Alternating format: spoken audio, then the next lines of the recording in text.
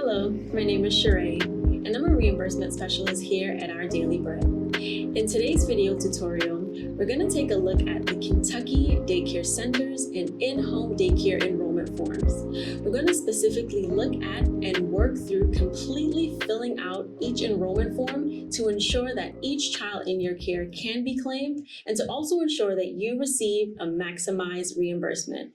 Please keep in mind that for both the daycare centers and in-home daycare enrollment forms, each child's enrollment form must be updated annually for as long as the child is in your care. So let's begin with our daycare center's enrollment form.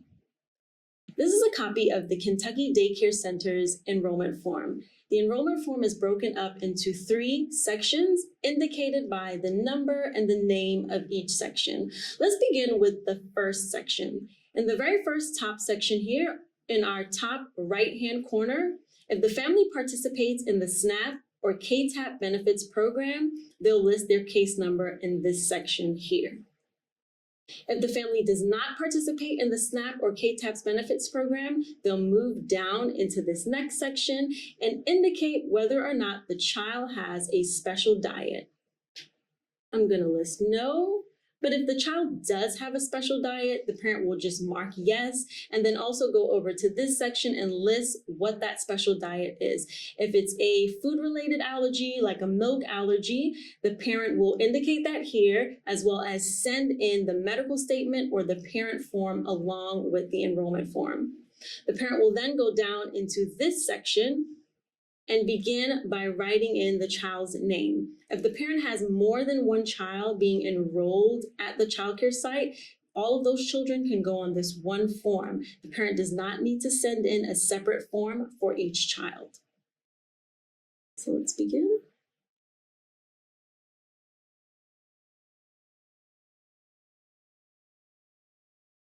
We'll then go over to this section and add in the child's date of birth.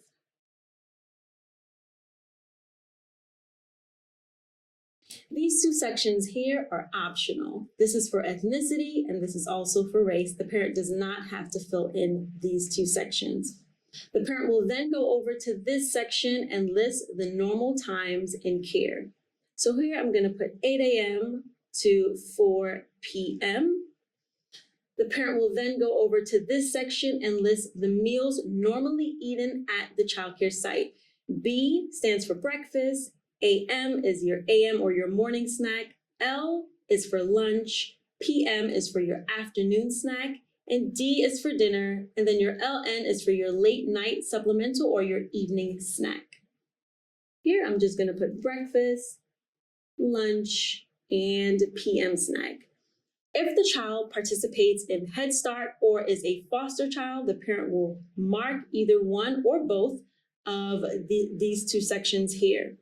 If the child does participate in if the family does participate in the SNAP or CACFP benefits program, or the child is a foster child, the parent will skip section 2 and go down to section 3 to completely fill out this section, ensuring that the printed name is listed, the signature, the last 4 of the social, as well as the date is listed in this section. These enrollment forms are automatically free and income is not needed on these enrollment forms. If the child is in the Head Start, these are also free. However, documentation is needed to show that the child is enrolled in a Head Start program. And that documentation can be as simple as a letter from the administration at the Head Start or the official acceptance letter into the Head Start program. If none of the above applies, the family will go down to section 2 and fill out all household members in the household, including children not listed up at the top, as well as income in whichever category it falls into. Here, I'm going to write in parent name.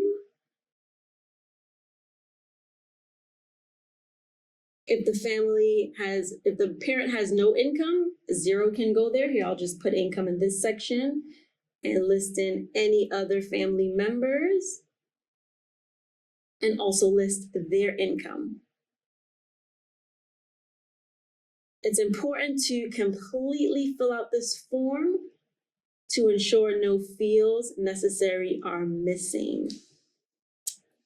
After we're finished with this section, we'll go down into section 3 to completely fill out this section.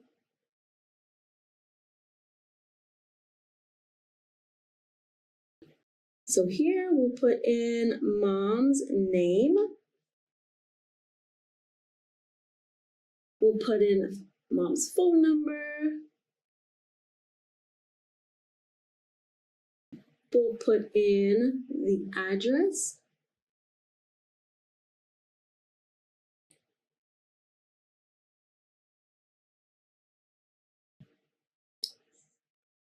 We have our city and our state. Then we'll put in the zip code. Mom will sign. Put in the last 4 of her social. And then date the form. Now, the date is such an important part of this enrollment form because it serves as the activation date for the enrollment.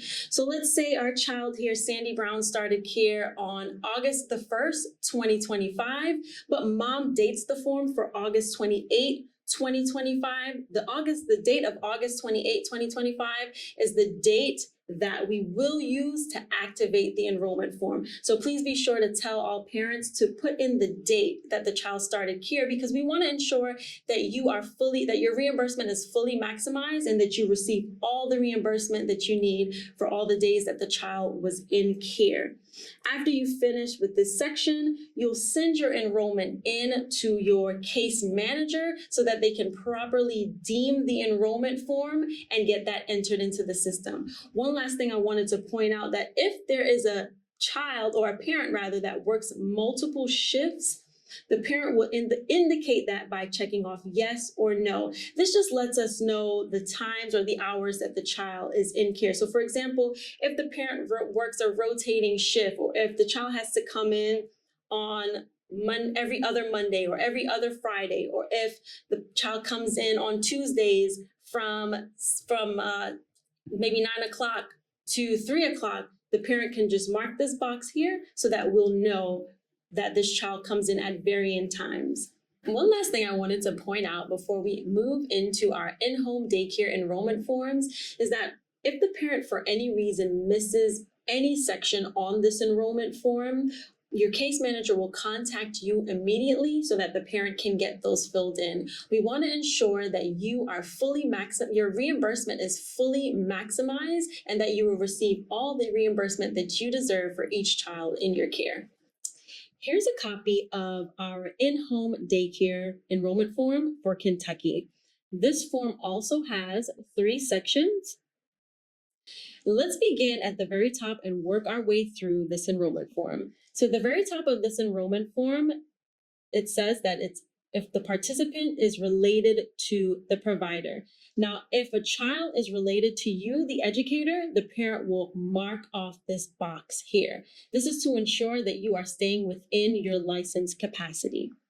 Next, the parent will go down here and write in the child's name. Again, if the parent is enrolling multiple children at your childcare site, all of those children can go on this one enrollment form, and we do not need separate enrollment forms for each child in the family. Okay, so the parent will begin with the last name and the first name. The parent will also write in the child's date of birth. These 2 sections here are optional. This is for ethnicity and for race. The parent will then move over and add in normal times in care. So we'll put 8 a.m. to 4 p.m. The parent will then move over and circle in the normal days that the child attends the childcare site. So we'll just put Monday, Tuesday, Wednesday, Thursday, and Friday. The parent will then go over to the next section and circle in the normal meals that the child eats at the childcare site. So again, B is for breakfast, AM is for AM snack, L is for lunch, PM is for PM or your afternoon snack. D is for dinner, and LN is for your late night or evening snack. We're going to put in here breakfast, lunch, and PM snack. If the parent does work multiple shifts or the child comes into care on varying days, the parent will mark yes or no. Again, this is very important to list so that if the child comes in every other Monday or comes in at a different time every other Wednesday, we'll know that this child has a varying schedule. This section down here is just a guide for this section up here, just telling you what M means for Monday or what the meal, what the initials for the meals mean in this section here. In section 2, the question just asks, do you supply any food to the childcare site for the participants' meals due to a medical or a religious meals? This is just if the child has a special diet. So if the child has a milk allergy or there is a medical or religious reason rather, while the child cannot eat the proper components certified by the CACFP, the parent will just check off yes or check off no. Here we'll just put a no. If the child does have a special diet due to medical or religious reasons, we'll need a medical statement or a parent note. Good. And then the parent can also list those foods in this section that they'll be supplying. Next, the parent will go down into section 3 and sign the form. Also date the form. The parent will print their name.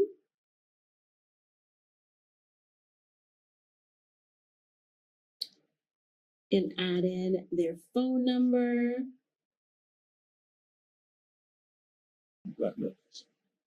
The parent will add in their address.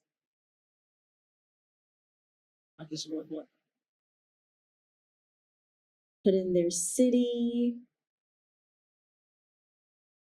and state. And then their zip code. And then when the parent turns in this form to you, the educator, you will also sign down here and also date the form. The date, again, is very important because this is the date that we'll utilize for the activation date. So if our child here, Sandy Brown, started care on August the 1st, 2025, the parent will need to write August the 1st, 2025. If the parent dates the form for August 28, 2025, this is the date that we'll use to activate the enrollment, and this is the date you can begin claiming the child. If we notice any issues or discrepancies, we will reach out to you, but you want to keep that in mind so that you can claim the child for all the days that the child was in care. You want to turn this form in to your case manager so that this child's information can be added into the system and that you can begin claiming the child for reimbursement. The last form that we're going to look at today is our infant addendum to enrollment form. Now, whether you're a child care center or an in-home daycare site, if you have infants in your care, you must send in this form with your enrollment forms. This infant addendum tells us what the parent will be supplying and also what the child care site will be supplying. Please keep in mind that parents can only supply up to one component, but it is not mandatory that they supply this component. As a childcare educator, please remember to always keep all components on hand, just in case one day a parent might be rushing and they forget to bring in that component. On the infant addendum to enrollment, we have basic information here for the parent, showing them the infant meal pattern. So the parent can read through this and then skip down to this section here. As a child care educator, you will list here, if you are supplying that iron fortified infant formula, you will list here what that formula is. And here, let's just put in Similac Advanced. The parent can go down here to this section, remembering to put in the child's name, Okay. And also put in the infant's date of birth. Sure. So here we have May 10th, 2025. Now this section here is very important. If you as the parent are breastfeeding on site or you're providing that iron fortified infant formula, you'll check this section here. If you are providing one component of the meal pattern, you can check this section here. Now, if the parent is providing the iron fortified infant formula or breast milk, and then the childcare site is providing the food, you can check this section here. Typically, this is the most common combination. If the childcare site is providing the iron fortified infant formula, this box can be checked here. If this childcare site is providing the formula and the food, this section can be checked off here. Just keep in mind that the parent cannot supply all the components. And again, always keep components on hand so that the child can be fed. The parent will then sign this section here, date the form, and send this in with the enrollment form. All right, that's all we have for you today. Thank you so much for joining us on this video tutorial. We look forward to continuously supporting you on your journey to CACFP success. Bye.